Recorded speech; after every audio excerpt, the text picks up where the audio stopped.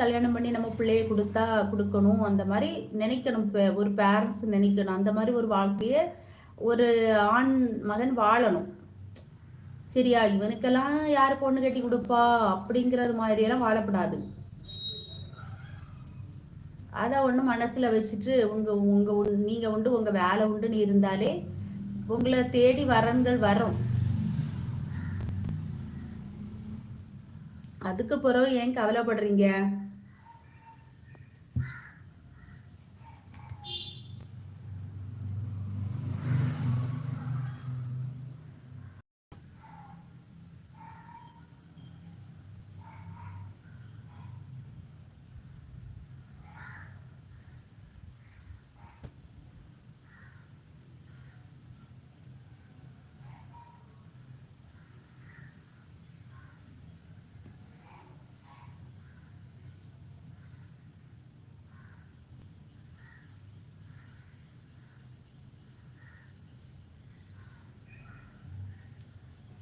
ஆமா குமார் அண்ணா, உங்க அம்மா அப்பா எல்லாம் இல்லையா?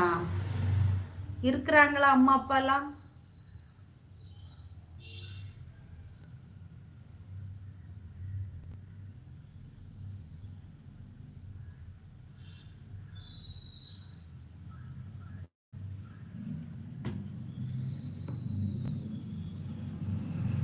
சரி தங்கச்சி, சரி தங்கச்சி, ஓகே. நான் அப்படிதான் வாழணும். சும்மா நான் மட்டும் சந்தோஷமா இருந்தா போதும். யார் எந்தால எக்கேடு கட்டி போனா எனக்கு என்ன? அப்படியே பசங்க இருந்தாங்கன்னா அந்த வீட்டில் எப்படி இருக்கும் சூழ்நிலைகள்? அம்மா அப்பா ஏண்டா இந்த மாதிரி பிள்ளைய பெற்று வளர்த்தோம் இவ்வளோ கஷ்டப்பட்டு அப்படின்னு மனசு நோவுவாங்க. அப்புறம் வந்து உங்கள் அம்மா அப்பா மனசு நோந்தா எந்த பிள்ளை நல்லா இருக்கும்? ஒரு பிள்ளையுமே நல்லா இருக்காது. முதல்ல பெத்த தாயும் தகப்பனையும் சந்தோஷமா வச்சுக்கணும் கூட பிற, அப்புறம் எல்லாமே நமக்கு நல்லதாவே நடக்கும்.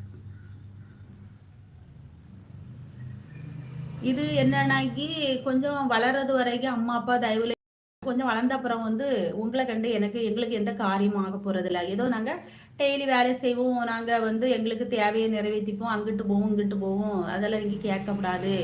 இந்த வயசுல சந்தோஷமா இருக்காம எந்த வயசுல நாங்கள் இருப்போம், எந்த வயசுல நாங்கள் ஊரை சுற்றுவோம், எந்த வயசுல வண்டி எடுத்து ஓட்டுவோம், அப்படி இப்படின்னு தாயும் தகப்பனையும் கஷ்டப்பட்டு. எனக்கு நல்லா ஞாபகம் இருக்கு ஒரு விஷயம்.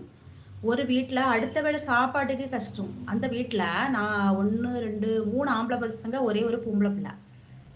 எனக்கு வண்டி எடுத்து தந்தாதான் முடியும்னு சண்டை போட்டு அந்த வீட்டில் உள்ள 2வது பையனா 1 2 3 4 ஆம்பளை பைக்கு, ஆமாம் 4 ஆம்பளை பைக்களுக்கு ஒரே ஒரு பொம்பளை பிள்ளை. கடைசியில் சண்டையை போட்டு வாங்கியாச்சு, ஃபைனான்ஸ் போட்டு வண்டி வாங்கியாச்சு, ஓட்டுறோம். ஒரு நாள் அவைய அம்மா எங்கள் வீட்டுக்கு முட்டை கொண்டுட்டு வரவ, கோழி முட்டை. இந்த பையலும் கூடவே வரோம்.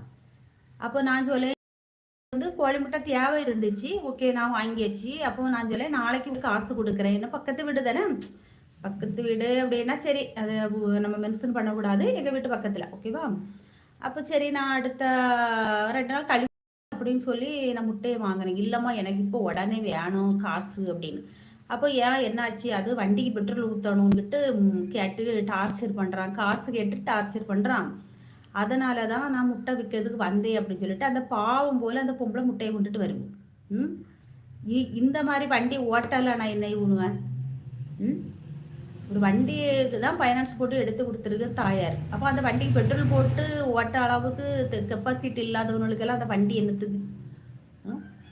அந்த தாய் அந்த ஒரு முட்டையை விற்று கொடுக்கக்கூடிய அந்த காசில் பெட்ரோல் ஊற்றணுன்னா இவனுவெல்லாம் இவனுவெல்லாம் என்ன கதையில் கேட்டகரியில் சேர்க்கறது? இப்படி கூட நிறைய வீட்டுள்ள இருக்குது. இந்த மாதிரி பிள்ளைகளை பெற்று வளர்க்கறதும் சரிதான், வளர்க்காமல் இருக்கிறதும் சரிதான். இப்போ நிறைய இடங்கள்ல நடக்குது. வண்டி எடுத்து தரலனாக்கி நான் மருந்து அடிச்சிருவேன், அரளிக்காயை தின்றுவேன். எங்கள் ஊர்லலாம் நடக்குது, 1 2 இடத்துல நடக்குது. பிளாக்மெயில் பண்ணுறது, செத்துருவேன் வாங்கிடுவேன் அப்படின்னு. சரி நம்ம இப்படிலாம் கஷ்டப்பட்டு பிள்ளைகளை வளர்த்துட்டுமே, என்ன செய்யுது, ஏதாச்சும் ஒன்றும் பண்ணிடப்படாது அப்படின்னு சொல்லிட்டு அவங்க அதுக்கு பயந்து கடன்படுறது பிள்ளைங்களால். இவனை வண்டி எடுக்கிறது வரைக்கும் சொல்லுவானு, நான் ஒழுங்காக வேலைக்கு போவேன், ஒழுங்காக ஃபைனான்ஸ் கட்டுவேன், எப்படியாவது எனக்கு வண்டி எடுத்து தந்துருங்க வந்துருங்கன்னு ஒரே சண்டை போடுவானு.